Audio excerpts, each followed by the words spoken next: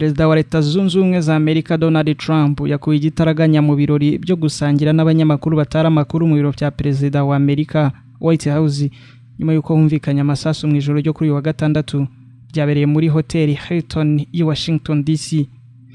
Perezida wa Amerika avuga ko umugabo witwaje imbunda nyinshi yashyizwe hasi na zimwe mu ntwari zikomeye cyane zo mu itsinda rya Amerika ricunga umutekano wa Perezida n'abandi bategetsi bakuru bahoze ari abategetsi bakuru n'abahoze ari abategetsi bakuru rizwi nka US Secret Service. Ibitangazamakuru byo muri Amerika byatangaje ko ukekwa ari Corey Thomas Allen w'imyaka 31 ukomoka i Torrance muri leta ya California. Abategetsi bavuga ko yari wenyine nta wundi bakoranaga. Mu kiganiro n'abanyamakuru mukuru wa polisi ikorera mu mujyi Washington DC Jeffrey Wakalor yavuze ko ukekwa yari umushyitsi muri iyi hoteli yaberagamo ibyo birori ndetse ko icyumba yararimo cyafashwe mu rwego rw'iperereza. Trump avuga ko umwe mu bagize itsinda rya US Secret Service yarashwe yegerewe cyane ariko harokorwa n'ijaketi ye itamenwa n'amasasu. Ubu ari mu bitaro hari kuvurirwa bikomeye. Trump yavuze ko ameze neza. Perezida yashyize ahagaragara video y'ikigaragara ko ari intangiriro y'uko kurasa muri ibyo birori byari byitabiriwe n'umugore we Melania Trump. Ubwo yarabajijwe mu kiganiro n'abanyamakuru nyuma yaho habereye ibyo ngibyo bakamubaza uko bizarangira n'ingaruka bizagira nka Perezida, Trump yagize ati nkunda kutabitekerezaho, mbaho ubuzima busanzwe cyane usuzumye, urabizi n'ubuzima bw'akaga, ntekereza ko mbwitwaramo neza nk'uko bushobora kwitwarwamo. Yavuze ko ukekwa ari umuntu w'umurwanyi cyane, ati ntidushaka ko ibintu nk'ibi bibaho. Umuyobozi w'umujyi wa Washington DC yavuze ko ukekwa arimo kuvurirwa mu bitaro hafi aho ngaho kandi ko akiri mu maboko ya polisi. Biteganyijwe ko ashyirwaho ibirego kuwa mbere. Abari bitabiriye ibi birori byo gusangira iryo funguro rya nimugoroba bikinze munsi y'ameza mu gihe ibintu byari bihindutse akavuyo mu rujijo rwinshi. Perezida Trump yatangaje ku mbuga nkoranyambaga ifoto y'uyu mugabo ukekwa, avuga ko ayitangaje mu nyungu zo gukorera mu mucyo. Trump yabajijwe n'umunyamakuru niba hari icyo atekereza ku magerageza amaze kubaho kugeza uyu munsi wa none bagerageza kumwica. Mu myaka yavuga bahishize hamaze kubaho amagerageza abiri ariyo kwica Trump. Polisi ntiravuga impamvu y'uwarashe muri iryo joro ryo kuri wa gatandatu. Ibi byabaye vuba ariko nabyo byanatumye nsubira mu nyandiko za kera nongera kureba ukundi kugerageza kwica abayobozi bakomeye barimo na Trump uyu nguyu, maze mbategurira iki cyegeranyo ngiye kubagezaho. Nitwa MC Ruganzu n'Ikivu Waves Official.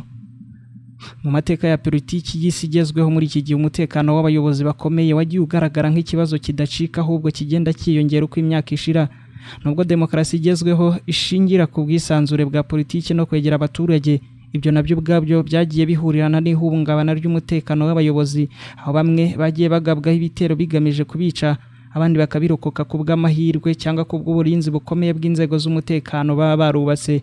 Inyandiko irasesengura ishingiye ku buryo buhoraho bw'inkuru igamije gusobanura ishusho rusange y'iki kibazo. Turahuza ibyabaye mu bihe bya vuba n'amateka mpuzamahanga y'ibitero byibasiye abayobozi bakomeye ku isi. Teragatebe.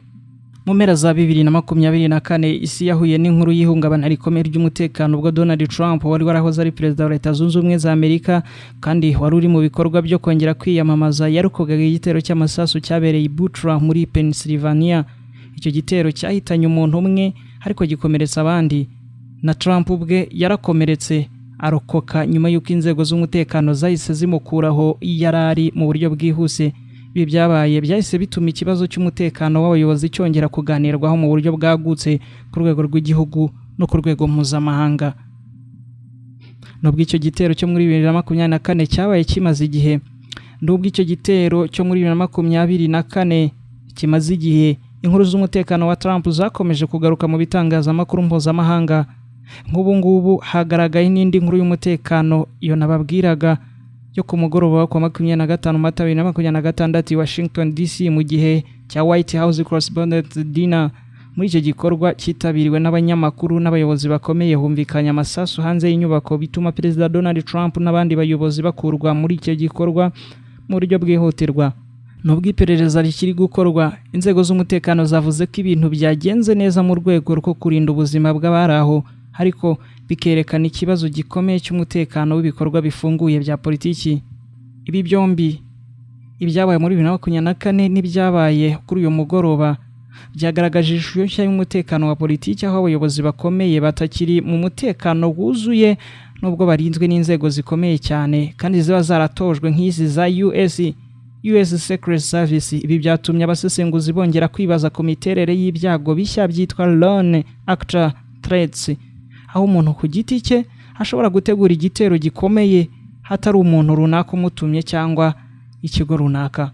Mu mateka y'isi, ibitero bigamije kwica abayobozi si bishya. Kuva mu kinyejana cya 29 kugeza ubu, mu kinyejana cya 19 kugeza ubu, hari abayobozi benshi bakomeye bagiye bibasirwa. Nko mu 1963 Perezida John F. Kennedy yarasiwe i Dallas mu gitero cyahungabanyije Amerika yose. Naho mu 1981 Perezida Ronald Reagan yarakoze igitero cy'amasasu cyamukomerekeje ariko nticyamuhitana. Mu bindi bice by'isi, abayobozi nka Indira Gandhi mu Buhinde na Shinzo Abe mu Buyapani bagiye bicwa n'ibitero byatunguranye byagize ingaruka zikomeye ku mateka y'ibihugu byabo no ku isi muri rusange. Byose bigaragaza ko ikibazo cy'umutekano w'abayobozi hari ikisi yose kidafite imbibi z'ibihugu. Abasesenguzi bavuga ko hari impamvu nyinshi zituma ibi bikorwa bikomeza kugaragara. Muri zo harimo kwiyongera kw'amacakubiri ya politiki, imvugo z'urwango ndetse n'uruhare rw'itangazamakuru n'imbuga nkoranyambaga mu gukwirakwiza amakuru mu buryo bwihuse rimwe na rimwe adafitiye igenzura rihagije. Nk'isesengura ryimbitse, ikibazo cy'umutekano w'abayobozi gishamikiye ku mpinduka z'imiterere ya sosiyete igezweho. Kuko itumanaho ryihuta, niko n'amakuru ajyanye n'ibikorwa bya politiki agera ku bantu benshi kandi kenshi ndetse icyarimwe mu gihe gito cyane, bigatuma n'amarangamutima ya politiki yiyongera mu buryo budasanzwe. Ibi bituma abantu bamwe bashobora gufata imyanzuro ikomeye ishingiye ku marangamutima yabo aho kuba ku isesengura ryimbitse. Inzego z'umutekano nka Secret Service muri Leta Zunze Ubumwe za Amerika n'izindi nzego zisa nazo z'ibindi bihugu ziri mu gitutu cyo guhora ziteguye guhangana n'ibitero bitateganyijwe. Nubwo zifite ubushobozi bukomeye, ikibazo gikomeye no kwiterabwoba rigezweho ritakiri rishingiye ku mitwe minini yateguwe, ahubwo rishingiye no ku bantu ku giti cyabo bashobora gukora ibikorwa bikomeye batabanje guteguza. Mu rwego mpuzamahanga, ibi bitero nk'ibi bigira ingaruka zirenze igihugu kimwe, bita bigira ingaruka ku bukungu, ku isoko ry'imari, ku mibanire na diplomasi ndetse no ku myumvire y'abaturage ku isi yose. Iyo inkuru nk'uyisakaye, amasoko y'imari aranyeganyega akajegera, ibihugu bitangira gusuzuma uburyo bwo kurinda abayobozi babyo ndetse n'itangazamakuru rikagira uruhare runini mu gutanga amakuru mu buryo bwihuse. Mu rwego mpuzamahanga, izina Fidel Castro ryakunze kugarukaho cyane mu biganiro bijyanye n'abayobozi bagiye bibasirwa n'imigambi myinshi yo kubica. Nk'ubu ngubu bavuga ko ari we wa mbere ku isi mu bakomeye wagerageje kwica inshuro nyinshi, kuko yageragejwe kwicwa inshuro zirenga 600 mu gihe cy'intambara y'ubutita Cold War. Hari umubano mubi wari uri hagati ya Cuba na Leta Zunze Ubumwe za Amerika watumye Castro aba umwe mu bayobozi bakurikiranwaga cyane n'inzego z'iperereza za CIA. Raporo zitandukanye zirimo n'izigeze gusohorwa n'inzego za Leta za Amerika zagaragaje ko habayeho imigambi myinshi itandukanye yo kumwivugana, imwigera no ku mibanire iri hejuru cyane. Nk'iyo nababwiye. Ariko nubwo aya makuru akunze kuvugwa cyane mu itangazamakuru n'ibitabo bitandukanye, abashakashatsi bagaragaza ko ari ngombwa gutandukanya hagati y'imigambi byitwa plot ndetse n'ibitero byagezweho actual attempts. Benshi muri iyo migambi ntibigeze bagera ku rwego rwo gushyirwa mu bikorwa, rwo kuyishyira mu bikorwa mu buryo bufatika cyangwa kwegera Castro mu buryo bw'ako kanya. Kubera iyo mpamvu, mu nyandiko zishingiye ku bushakashatsi n'itangazamakuru ry'umwuga, Castro afatwa nk'umwe mu bayobozi bavuzweho imigambi myinshi yo kumwivugana mu mateka y'isi, aho kuvugwa nk'uwarokotse ibitero byinshi byemejwe mu buryo budashidikanywaho.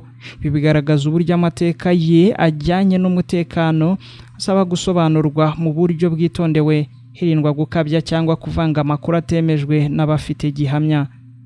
Mu gusoza, isesengura ry'ibi byose rigaragaza ko ikibazo cy'umutekano w'abayobozi bakomeye kitari cy'igihe kimwe cyangwa igihugu kimwe, ahubwo ari ikibazo cy'isi yose gifitanye isano n'imiterere y'imyitwarire ya politiki igezweho nubwo inzego z'umutekano zikora ibishoboka byose kugira ngo zikumire ibi bitero.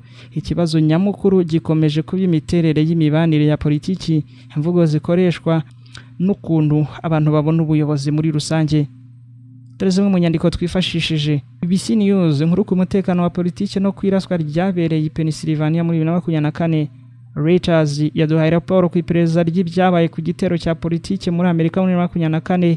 CNN nayo iduha inkuru z'umutekano zi Washington DC n'ibikorwa bya Secret Services muri uyu mwaka wa 2026 ejo hashize. Al Jazeera yahatanzwe disesengura ku ihohoterwa rya politiki ku rwego mpuzamahanga na Secret Service ya Amerika.